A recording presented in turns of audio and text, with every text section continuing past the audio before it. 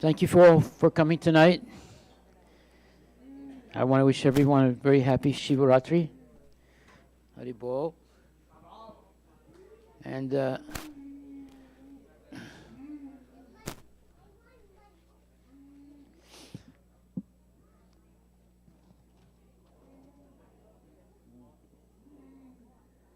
so tonight I want to speak about something very interesting. It's the 6th chapter of Bhagavad Gita, 30th verse. Yomam pasyati patra sarvam cha mai pasyati tasyaham na pranasyati sachame na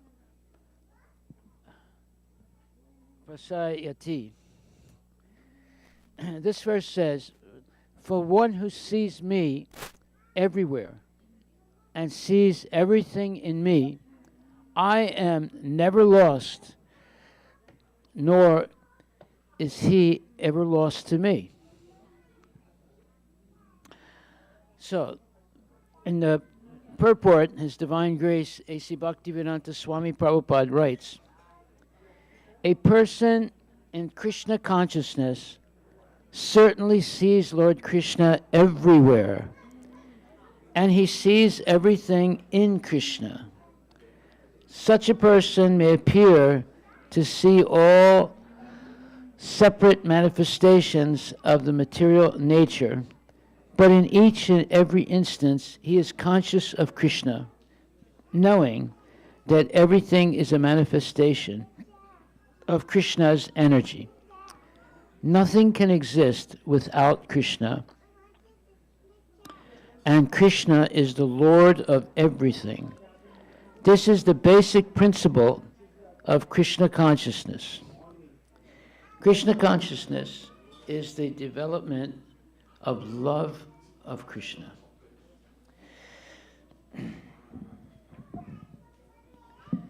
A position transcendental even to material liberation.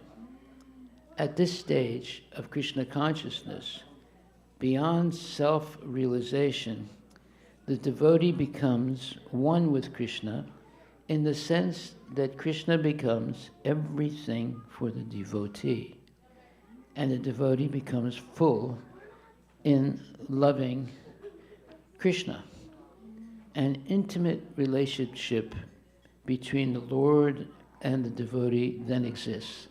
In that stage, the living entity can never be annihilated, nor is the personality of Godhead ever out of the sight of the devotee. To merge in Krishna is spiritual annihilation. A devotee takes no such risk. It is stated in the Brahma Samhita, Pramanjana Chachurita Bhakti Vilochanena Santak Sadeva Hidayesa Vilokhayanti Yam Shama Sundaram Achintya Guna Swarupam Govindam Adipurisham Tamaham Bhajami. I worship the primeval Lord Govinda, who is always seen by the devotee, whose eyes are anointed with the pulp of love. He is seen, that's good, that's good.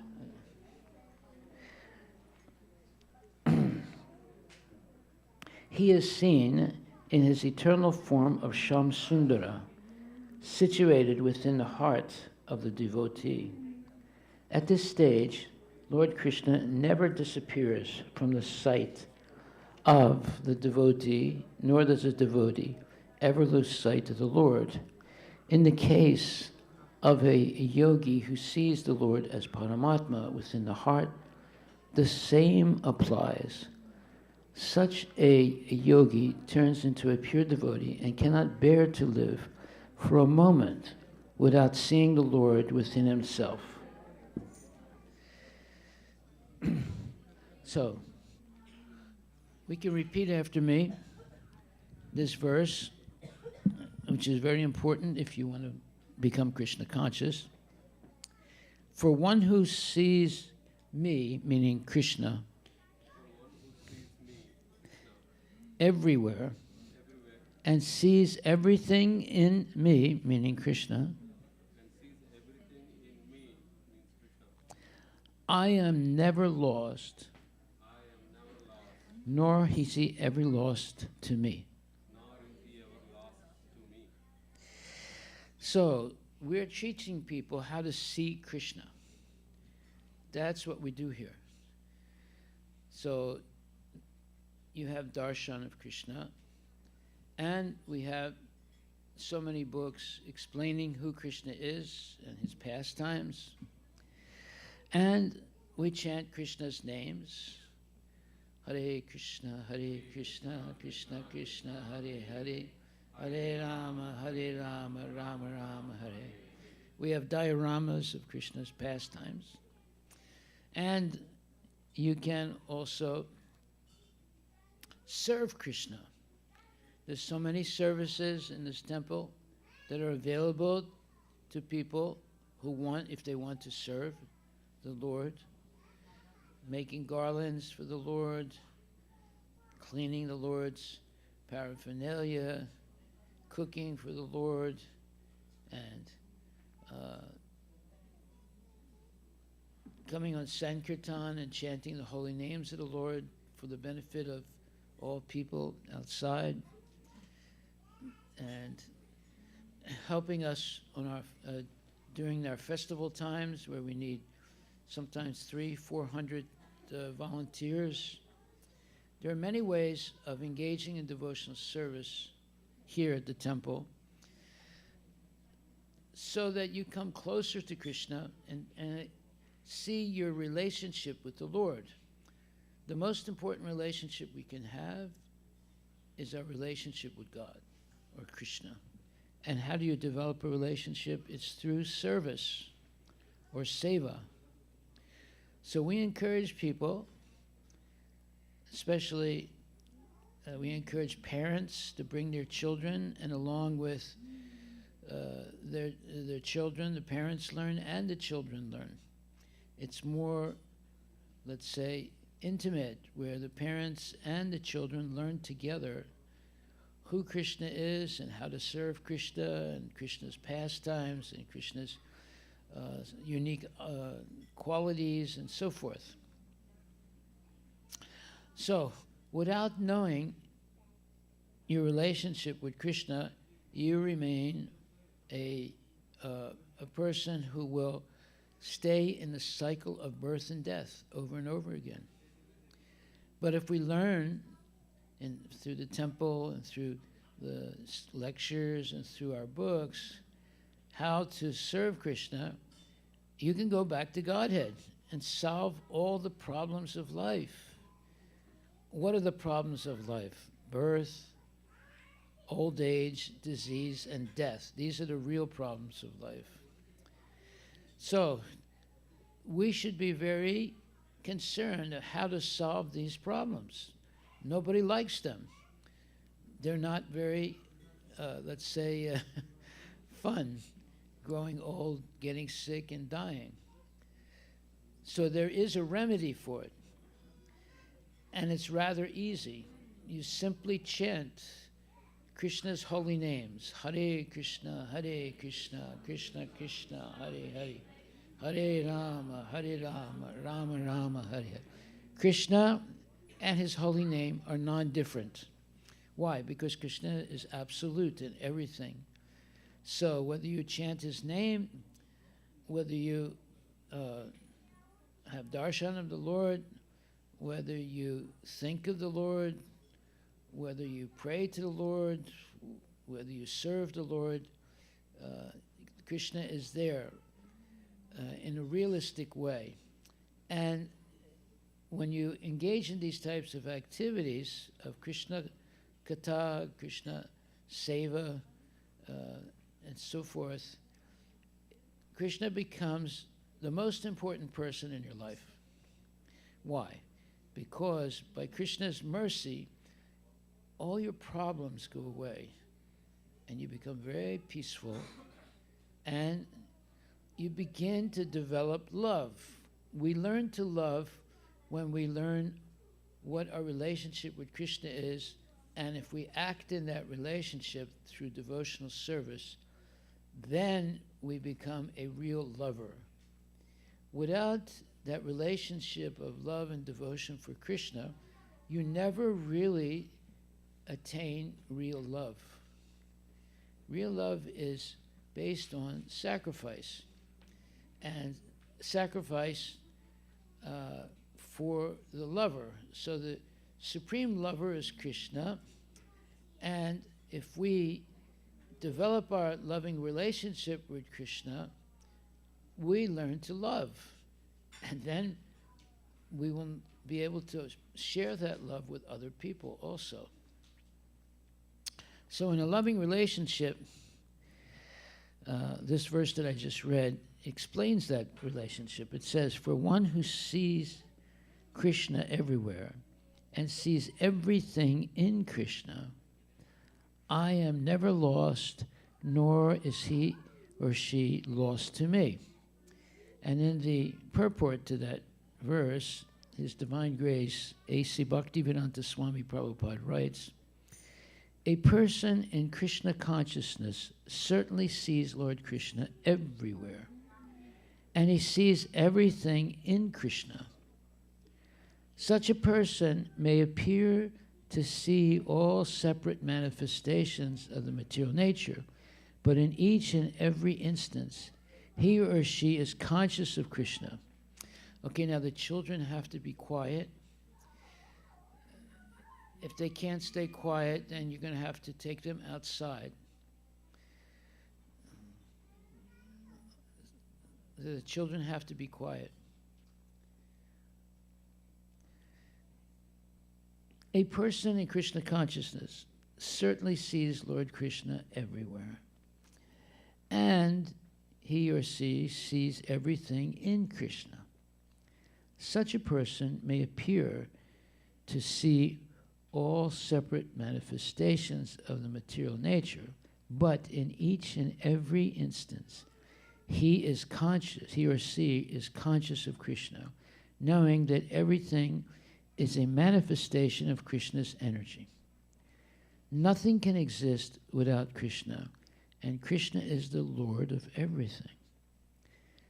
Now, this is a very important sentence. It says, nothing can exist without Krishna, and Krishna is the Lord of everything. This is the basic principle of Krishna consciousness. Krishna consciousness is the development of love of Krishna. A person transcendental, a position transcendental even to material liberation. All this, at this stage of Krishna consciousness, beyond self-realization, the devotee becomes one with Krishna in the sense that Krishna becomes everything for the devotee, and the devotee becomes full in loving Krishna. An intimate relationship between the Lord and the devotee then exists. In that stage, the living entity can never be annihilated, nor is the personality of Godhead ever out of sight of the devotee. To merge in Krishna is spiritual annihilation. A devotee takes no such risk. It is stated in the Brahma Samhita, 5th chapter, 38th verse, Premanjana Churita Bhakti Vilochanena Santak Sadaiva Hirdayesu Vilokayanti Yam Shama Sundaram Achintya Guna Swarupam Govindam Adipurusham Tamaham Bhajami. I worship the primeval Lord Govinda, who is always seen by the devotee, whose eyes are anointed with the pulp of love. He is seen in his eternal form of Shama Sundara, situated within the heart of the devotee. At this stage, Lord Krishna never disappears from the sight of the devotee, nor does the devotee ever lose sight of the Lord. In the case of a yogi who sees the Lord as Paramatma within the heart, the same applies. Such a yogi turns into a pure devotee and cannot bear to live for a moment without seeing the Lord within himself. So, we are teaching how to see Krishna. The word in English for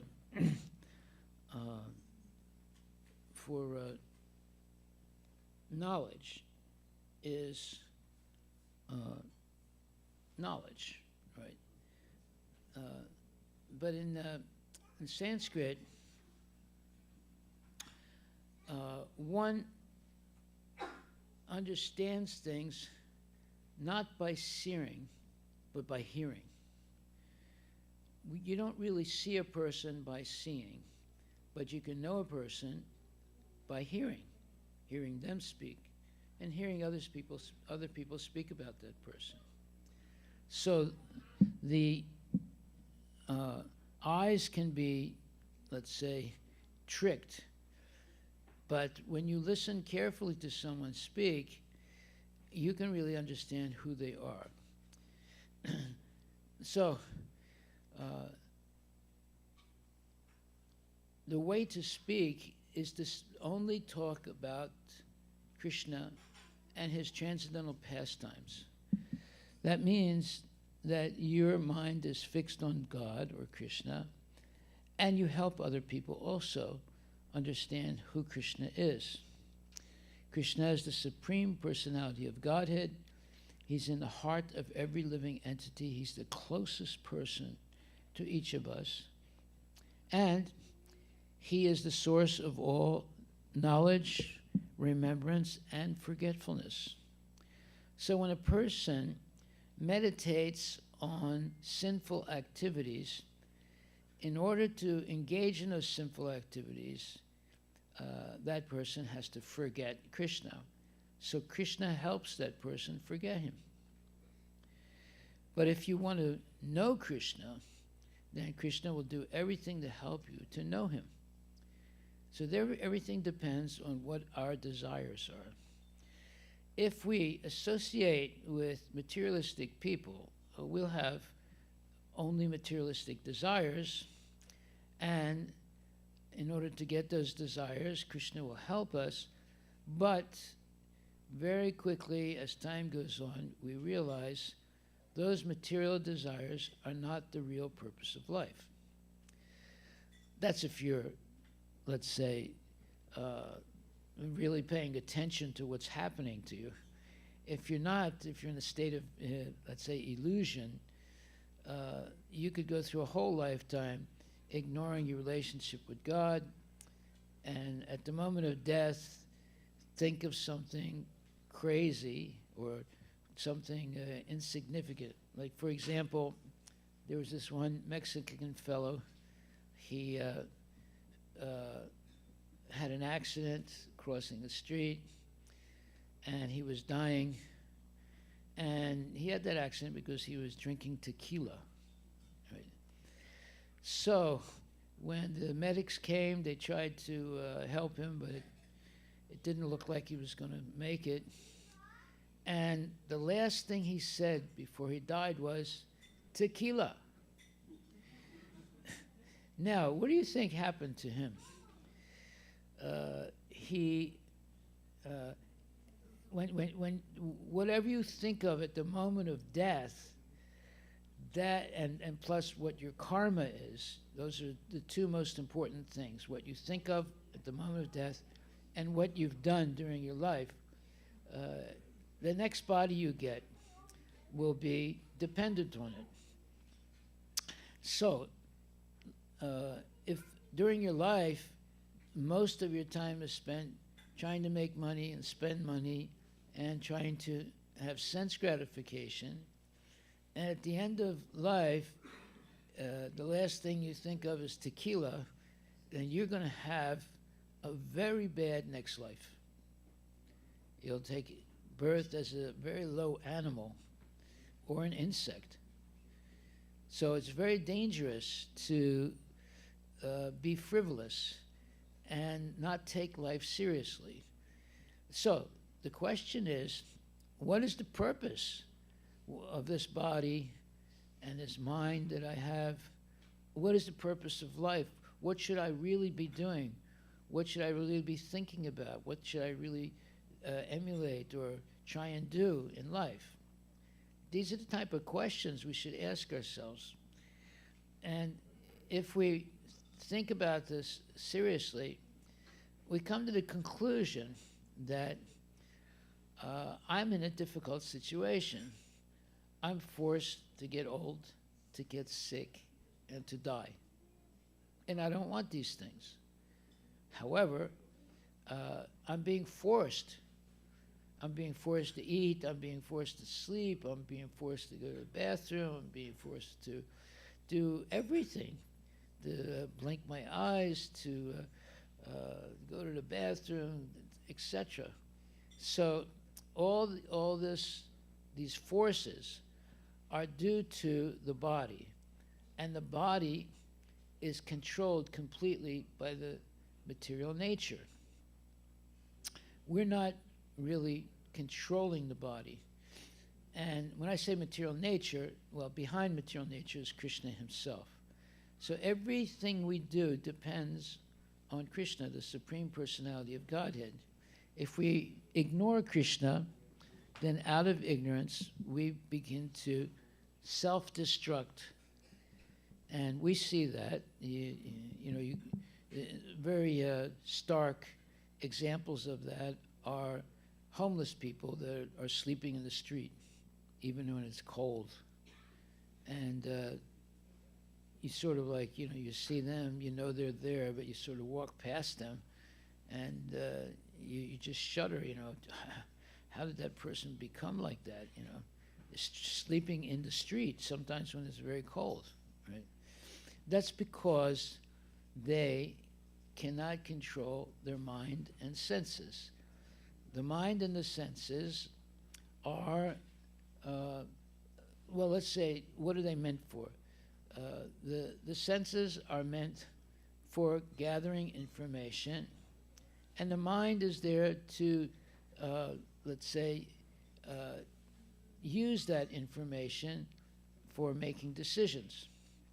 So, if our senses are only involved with sense gratificatory things, eating, sleeping, mating, defending, making money, spending money, watching football games, baseball games, etc., then we're going to have a hard time adapting our mind to become Krishna conscious, or conscious of our relationship with Krishna.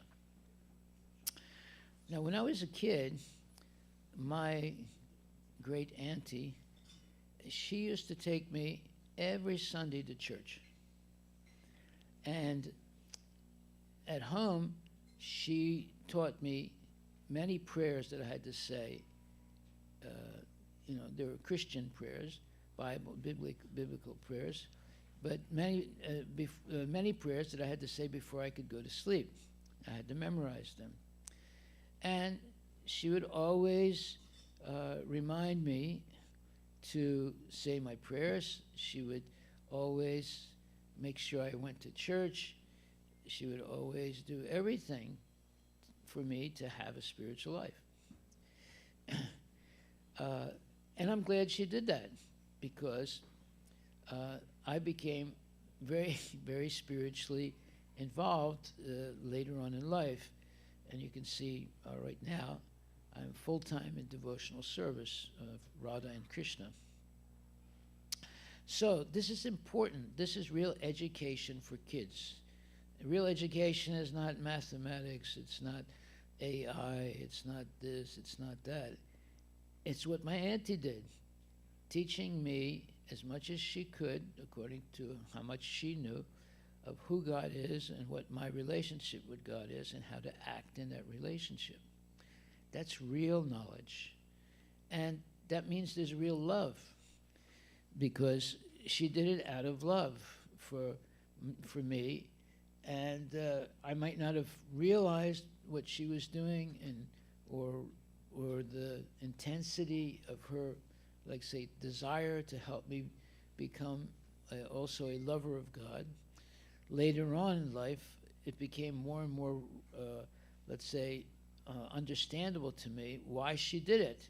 She did it so that I would not grow up and become a nonsense person, just spending all my time watching television and talking nonsense and getting involved in illicit sex or things like that.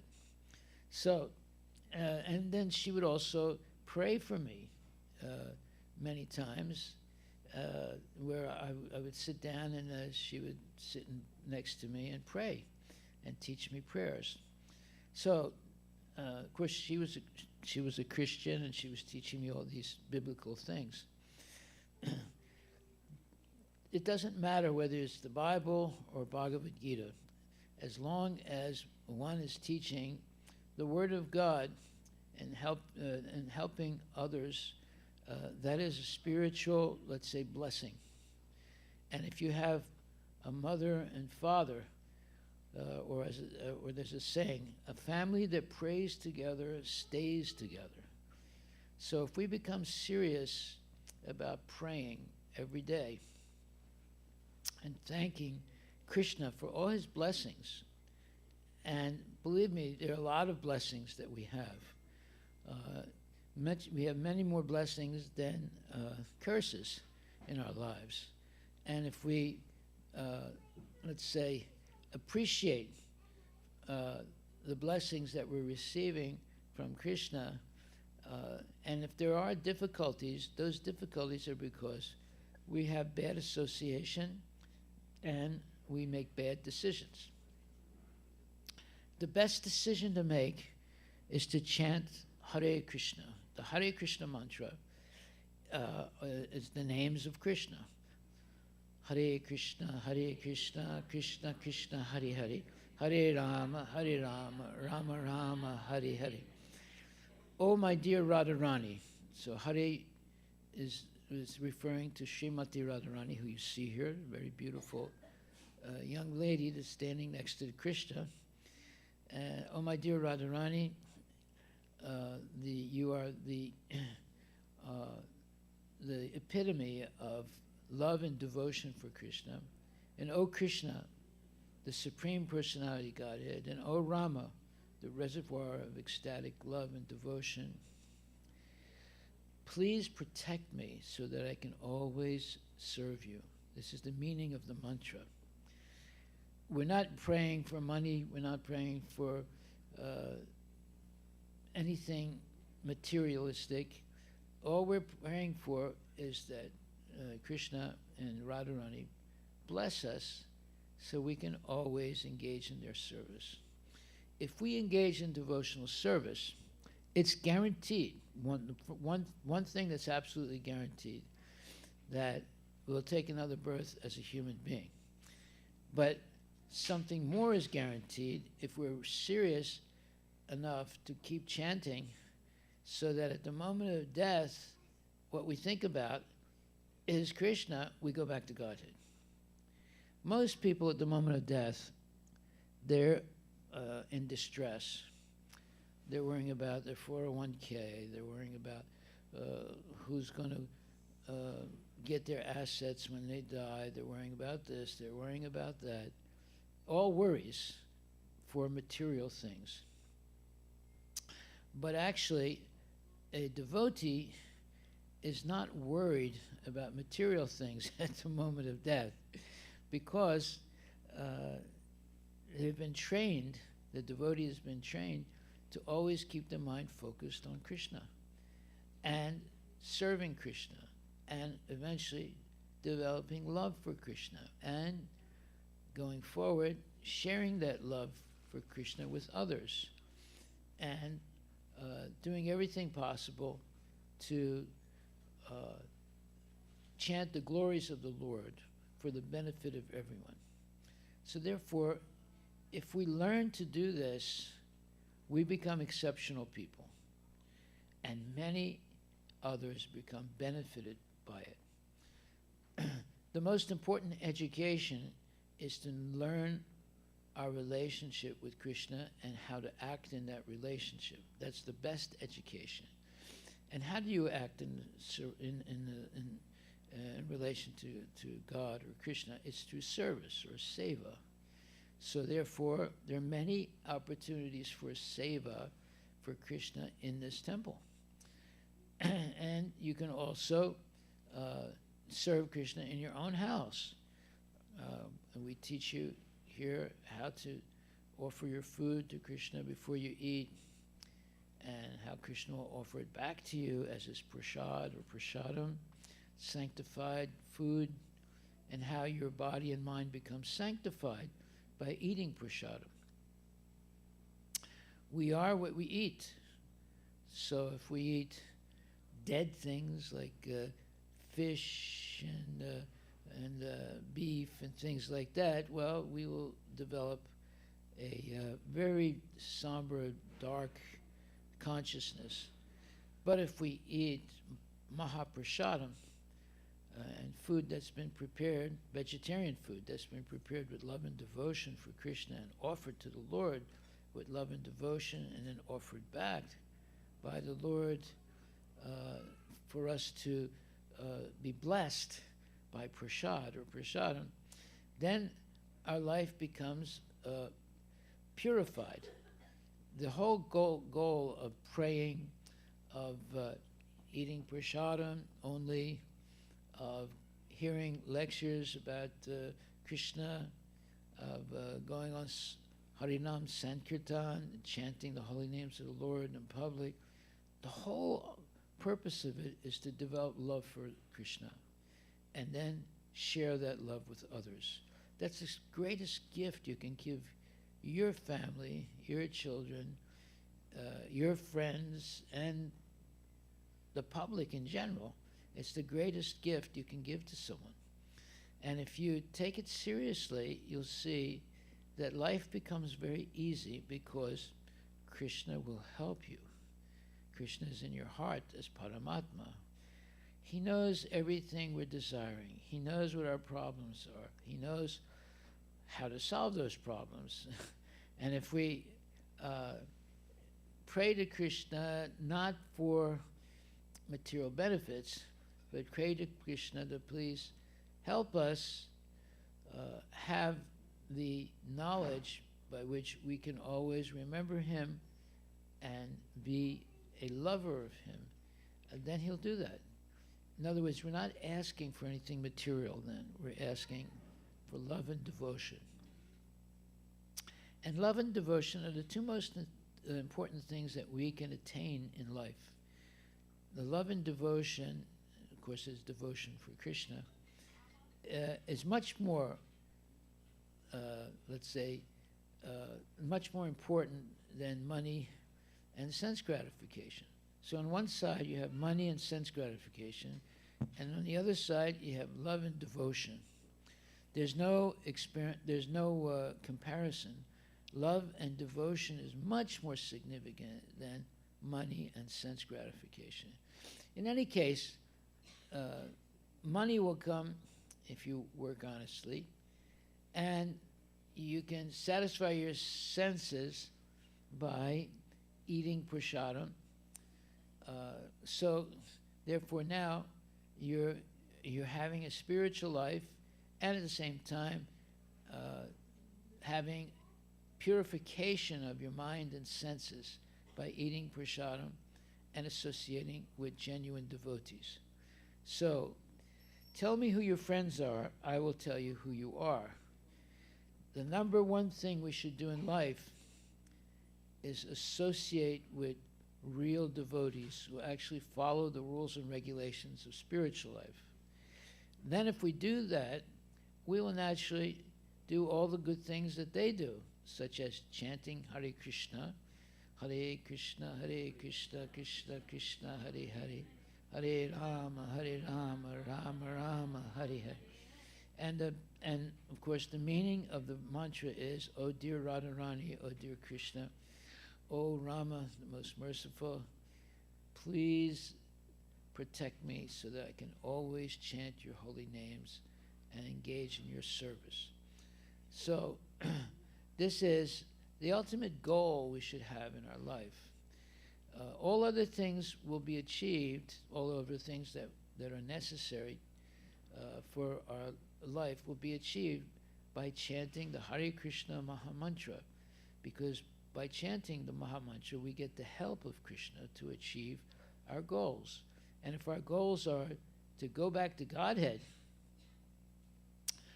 that's much more significant than to make a lot of money or to have material success. Material success will be there anyway because you're honest, you have a clean heart, and you're spiritually very, very dedicated to serving God. So you will be successful materially and spiritually. It's much more significant than just being successful because material success is chanchal. It's very unsteady. Sometimes it's just like in the stock market. Sometimes your stocks go up, and sometimes your stock market portfolio goes down. So it's not guaranteed. It's a type of gambling. That's the truth. That's what it is. It's a type of gambling. But if you put all your faith and love in Radha and Krishna and serve them with love and devotion, it's reciprocal. Radha and Krishna will protect you, will give you knowledge to make the right decisions in life, will make sure that you have a peaceful life and a happy life, and to help you avoid bad association and to associate always with good devotees who follow the rules and regulations of Krishna consciousness. No meat eating, no gambling, no illicit sex, no intoxication, and no frivolous nonsense activities such as basketball, football, etc. The people seem to be more interested in football and basketball and these different sports than in church. In fact,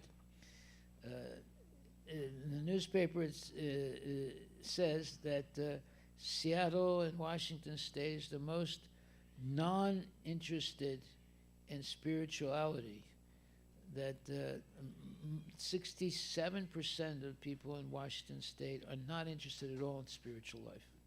67%. So that's one, let's say, asset of the state of Washington. Is the most, let's say, non-spiritual state in the whole United States. So we're living in a difficult place. We're living in a place where people, or at least 67% of the population, don't go to church, not interested in spirituality at all, are most all atheistic and materialistic.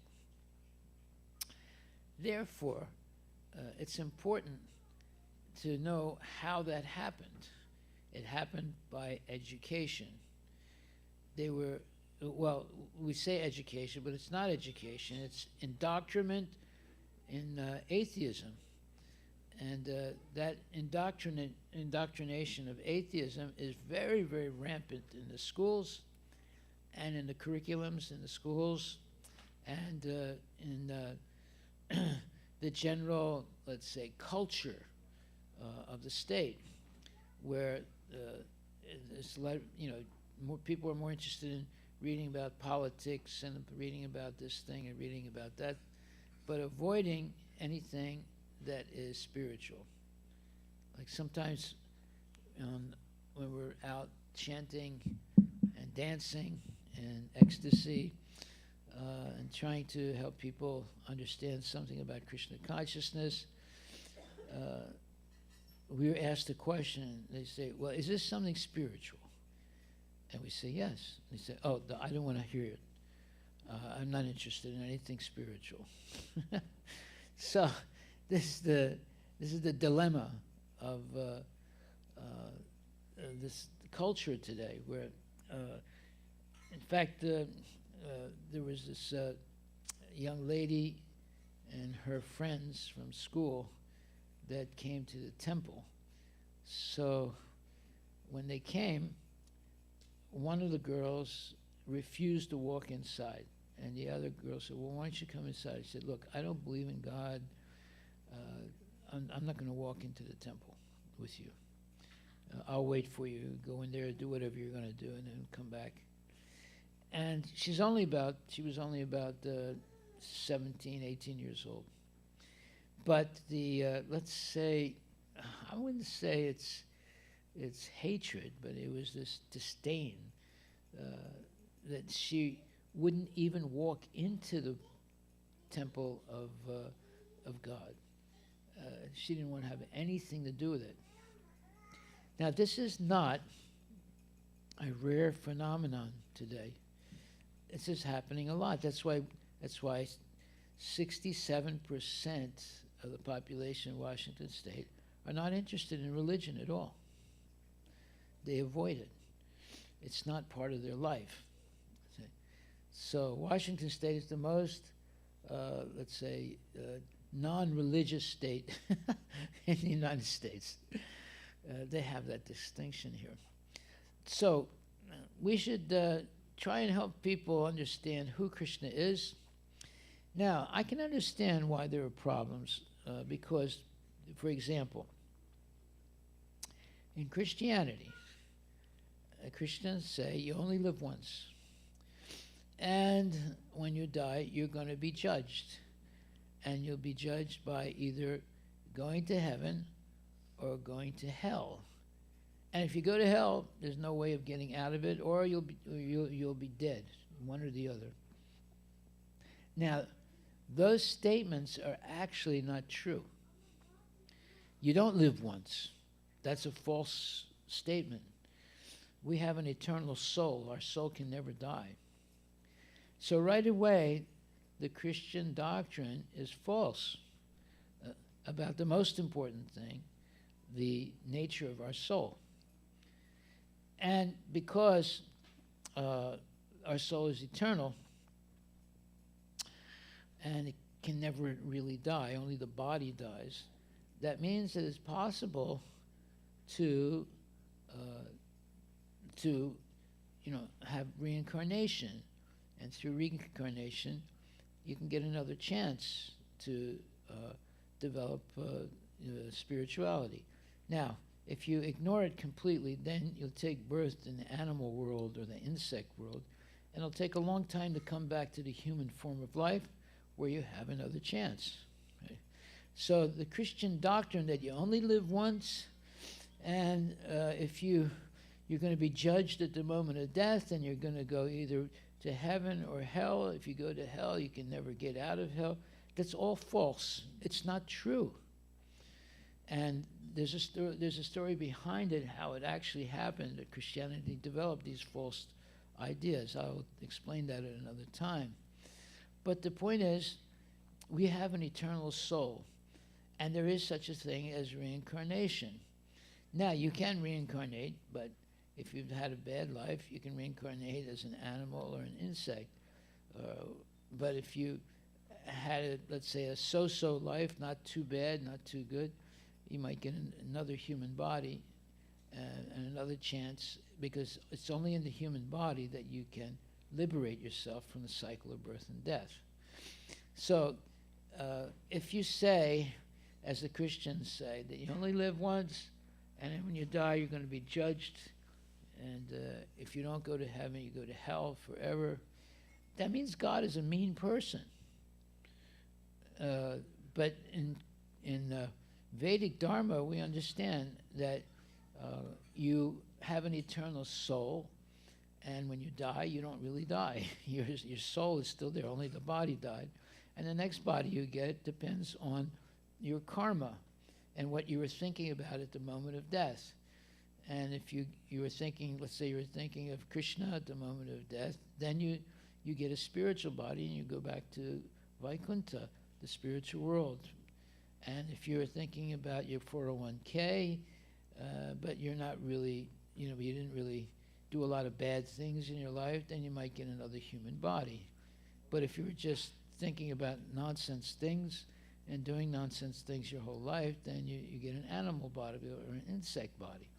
But even in the insect body, you'll come back again eventually. It'll take a long time to the human body, where you have another chance of liberating yourself from the cycle of birth and death. Now we see that God is not actually really a mean person, that he's doing everything to give us a chance to make spiritual progress.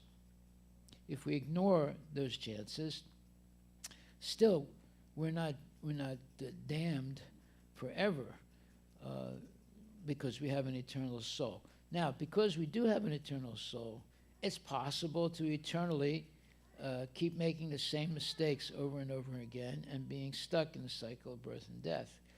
But if you're fortunate to meet a saintly person who can help you understand, what reality is in this world, then no matter how far you've fallen in the cycle of birth and death, you can be saved.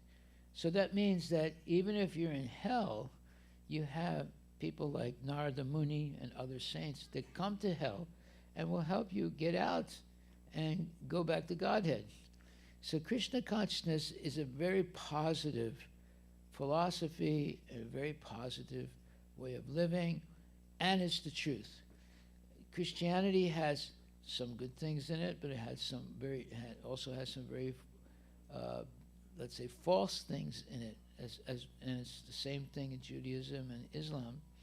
So therefore, a lot of people who have, let's say, a very analytical mind, they reject religion. They say, what? You only live once, and you get judged, and either you go to hell or you go back to God, heaven. God is going to be a bad person, right?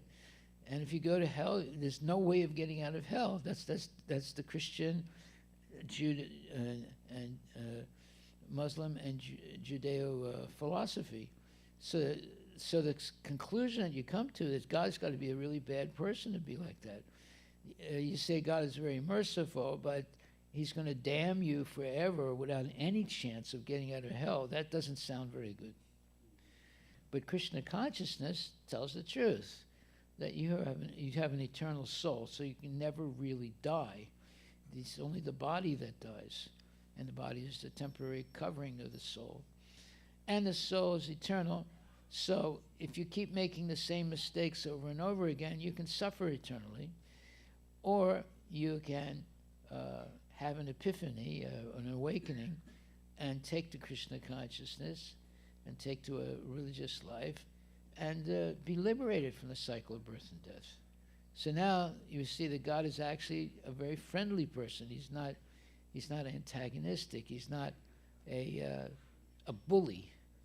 But the idea that you only live once, and you're going to get judged, and if you're judged to go to hell, that's it. You're You're finished. You're going to fry forever. That's complete nonsense. It's not true, number one. Number two, if it was true, then God is a mean person. He's not a good person, right? Or there's no God. So we're in a world where even the religions that are being practiced have become contaminated by false ideas. So where are we going to get the right ideas? Where are we going to get the right philosophy, the right truth? Well, you'll get it in Krishna consciousness, because Krishna consciousness begins by saying that you have an eternal soul that never dies. And number two, that our soul has the ability to attain eternal life in the spiritual world. But if we make the wrong decisions in life over and over again, we can stay perpetually in the material world and suffer repeated birth, death, old age, and disease. So now we have a human body. The human body is very rare. You can see, I mean, we're outnumbered, right? You look at the number of ants and birds and fish and things like that. They're all living entities. They're all souls also. So the number of human beings is much less than the number of trees and other living entities. So it's rare to come to the human form of life. Once we come to the human form of life, we should take it very seriously that the real purpose of human life and human intelligence is to understand our relationship with God, to gradually develop love for God through devotional service, and eventually go back to Godhead. That's the real answer right there. We're not meant to make a lot of money and spend it on sense gratification, have cars and houses and everything that the movie stars have, or the baseball stars have, or the football stars have. You know, it's like this whole big what you would call false narrative of what is success. You see, what is success? Success is you attain your eternal spiritual body and go back to the spiritual world where we came from originally. We could not go back to the spiritual world if we never came from there. But we've all come down because of making, let's say, wrong decisions from the spiritual world to the material world. And in the material world, we get a material body that covers our eternal soul, but we're given a chance in the human body to go back to the spiritual world with our spiritual body, where there's no more birth, death, old age, and disease. So now we understand what is our real position here. We have, as in the human body, which is difficult to get. It's rare to have a human body. If you see the number of human beings and compare it to the number of other living beings, living things in this world, we see that we're in a big minority. So it's rare to have a human body. And if you have a human body and you use it in Krishna consciousness, you're most intelligent and most blessed, and you can get rid of the body and go back in your original spiritual body to the spiritual world. If we waste our time in nonsense, meat eating, gambling, illicit sex, intoxication, just talking about making money and what is the latest cell phone and what is this and what is that, you're wasting the human form of life, and you don't need to be a human being. You can very well be an ant or a bee or something else, because human being is meant to understand the relationship with God and given a chance to develop love for God and then eventually be liberated from the cycle of birth and death. So we have to get serious about life. We have to get serious about educating our children also, so that right from the beginning of their life, they're introduced to Krishna consciousness. Not that, so that if you put them in these schools with the demoniac, atheistic philosophy, which is called humanism, the pedagogical philosophy of education in all the schools today, even in India, is humanism. And humanism is stark atheistic philosophy. So you're putting your kids in these schools, and they're being overwhelmed by this atheism. And no matter what you said when, they were kids and they were listening, as they get older, they're not interested in God. They're not interested in coming to the temple. They're not interested in chanting Hare Krishna. They're not interested in anything that's spiritual. So how to protect yourself and your children from this onslaught of humanistic atheism is by associating as much as you can with genuine devotees who follow the regulative principles of Krishna consciousness. No meat eating, no gambling, no illicit sex, no intoxication.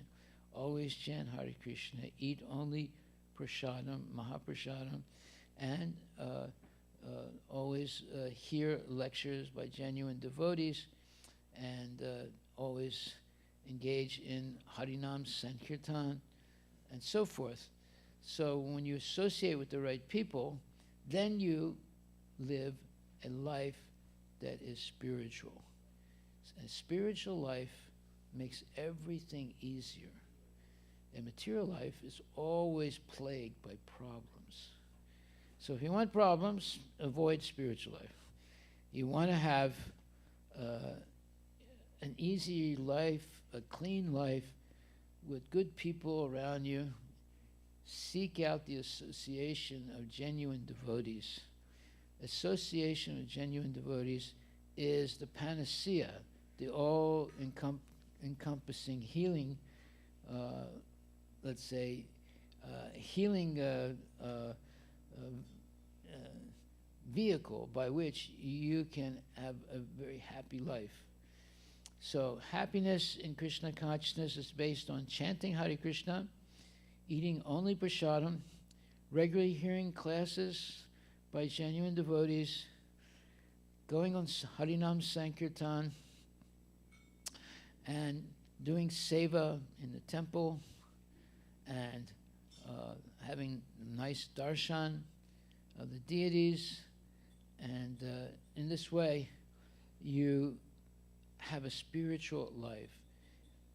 A material life is hell. A spiritual life is more than heaven. It's Vaikuntha. So heaven is something, but Vaikuntha is much better than hell, than heaven. Okay, so I'll stop right there. Are there any questions anyone would like to have? Any questions?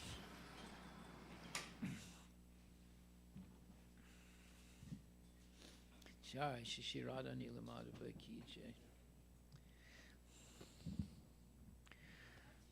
Yes. Question. You have a microphone?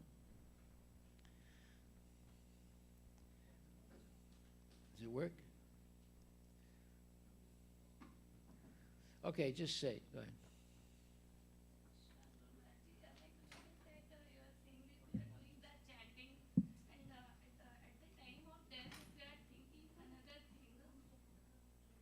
Yes. The whole life I suppose that I am doing chanting or do seva after everything.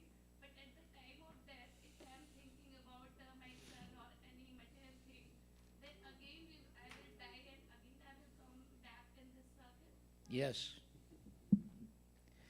So that means that you have to practice. Practice makes perfect. Practice makes perfect.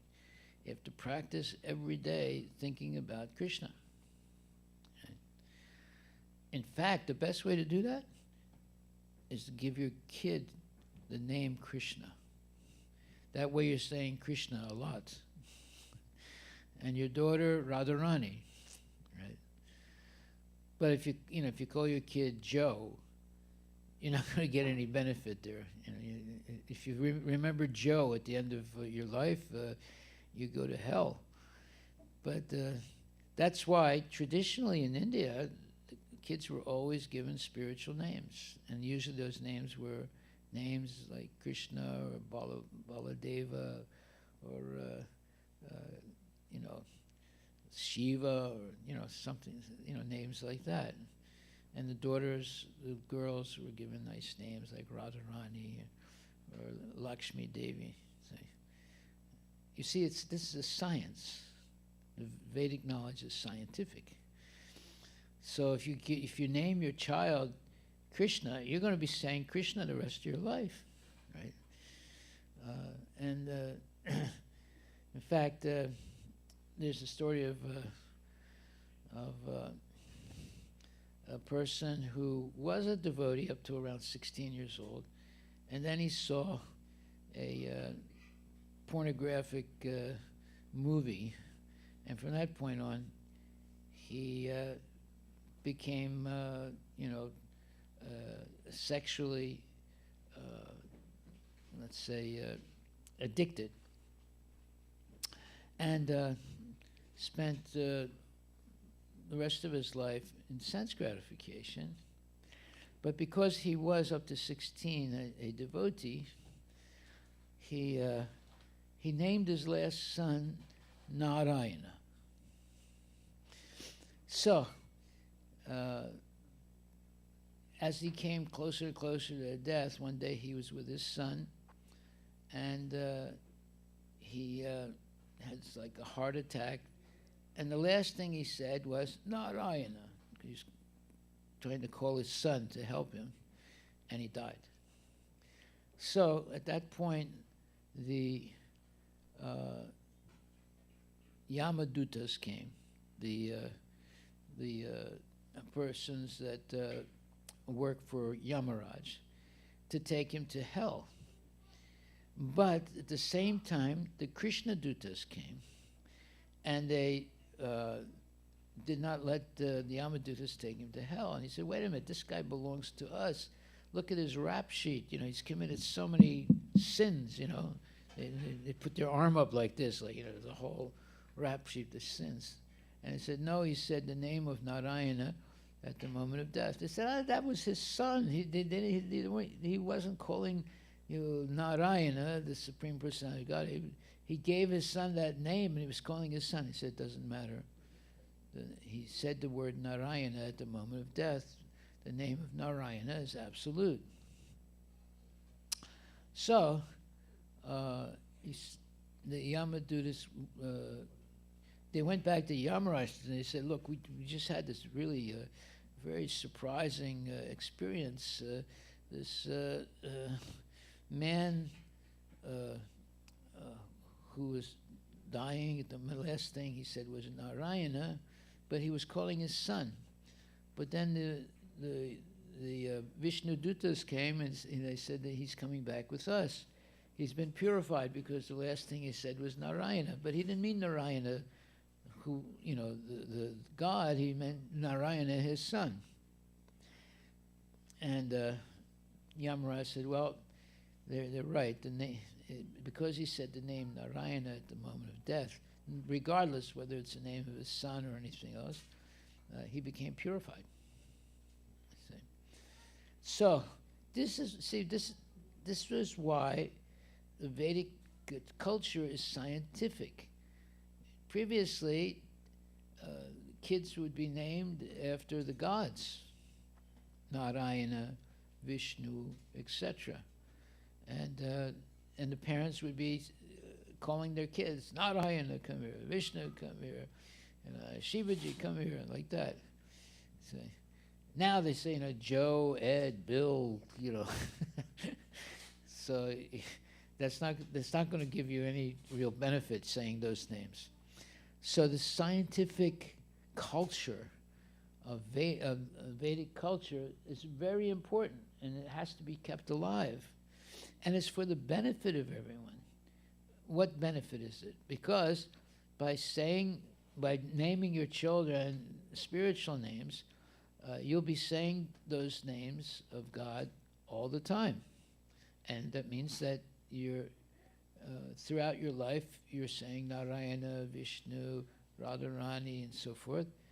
You're being purified by it. And the whole purpose of human life is to purify ourselves so that we can go back to the spiritual world. We can't go back to the spiritual world if we're contaminated. So we get purified by chanting the holy names of the Lord. Hare Krishna, Krishna Krishna, Hare Hare, Hare Rama, Rama Rama, Hare Hare. So you don't get purified by saying Bill, Joe, Al, who knows what, you know. This is, okay, so that answers your question. Yeah, Haribol. Any other questions?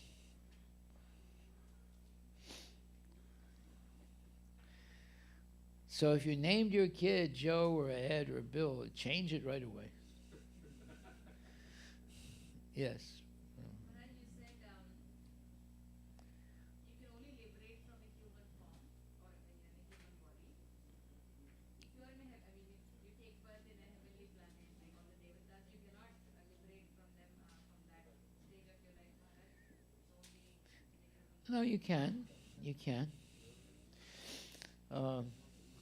But usually, see, if you become a devata because of being very pious, now there are devatas that engage in sense gratification, big time, they will fall down back to the normal human form of life, or even lower. And there are other devatas that have a completely spiritual life. They can go back to Godhead. See? So everything depends on who you're associating with and what you're thinking of at the moment of death.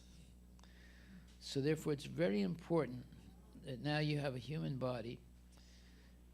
We should chant the names of Krishna always. Hare Krishna, Krishna Krishna, Hare Hare, Hare Rama, Rama Rama. We should think about Krishna. We should chant Hare Krishna. We should, like, for example, when someone calls me up, I say, hello, Hare Krishna. And they say, what? I said, Hare Krishna. Repeat it, Hare Krishna.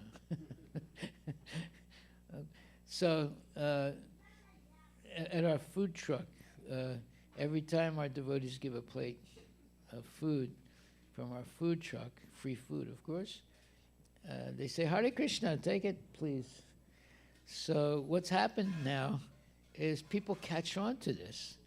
The ones that are regular, that come to the food trucks that get fed. So they say, Hare Krishna. Say, we didn't tell them to do that. But, just by saying Hare Krishna all the time, they catch on to it and they say Hare Krishna because they say, that's the way we say hello. And by the way, you should do that. Instead of saying hello, you should say Hare Krishna. People say, what'd you say? I said, Hare Krishna. So what's that? It's the name of God in Sanskrit. Oh, very interesting, you say. So that should be our culture. Our culture should be to glorify the names of God, to glorify the name of Krishna. That way, you're benefiting yourself and you're benefiting others. So, any other questions?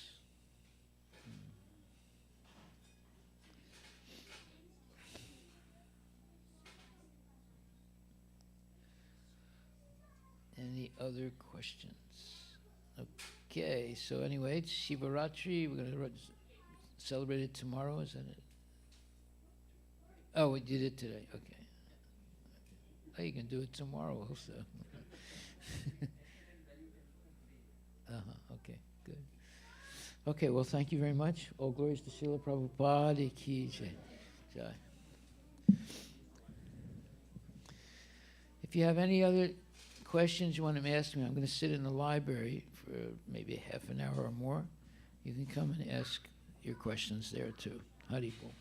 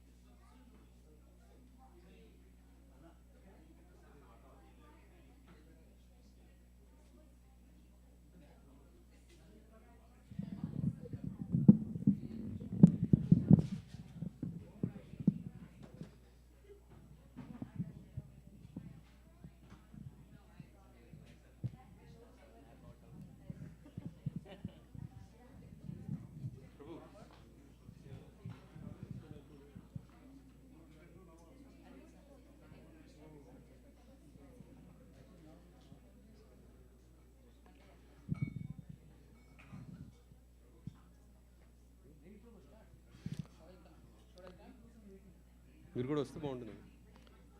త్రిదళం త్రిగుణాకారం త్రినేత్రం చ త్రివాయుధం త్రిజన్మ పాప సంహారం ఏకబిల్వం శివార్పణం.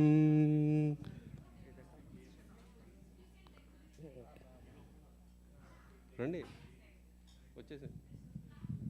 మీరు మీరు మీరు తెలుగులో ఉందా? తెలుగులో ఎక్కడున్నాం మనం? అయిపోయింది కదా ఇది? త్రిశాకై బిల్వపత్రై చ హచ్చిద్రై కోమలై శుభై శివపూజాం కరిష్యామి ఏకబిల్వం శివార్పణం. అఖండ బిల్వపత్రేణ పూజితే నందికేశ్వరే శుద్ధ్యంతి సర్వపాపేభ్యః ఏకబిల్వం శివార్పణం. సాలగ్రామశిలామేకాం జాతు విప్రాయోర్పయే సోమయజ్ఞ మహాపుణ్యం ఏకబిల్వం శివార్పణం. దంతికోటి సహస్రాణి వాజపేయ శతాని చ కోటికన్యా మహాదానం ఏకబిల్వం శివార్పణం. దర్శనం బిల్వవృక్షస్య స్పర్శనం పాపనాశనం అఘోర పాపసంహారం ఏకబిల్వం శివార్పణం.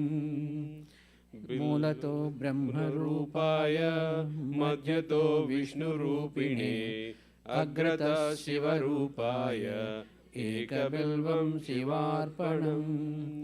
బిల్వాష్టకమిదం పుణ్యం య పఠేత్ శివసన్నిధౌ సర్వపాప వినిర్ముక్తః శివలోకమవాప్నుయాత్.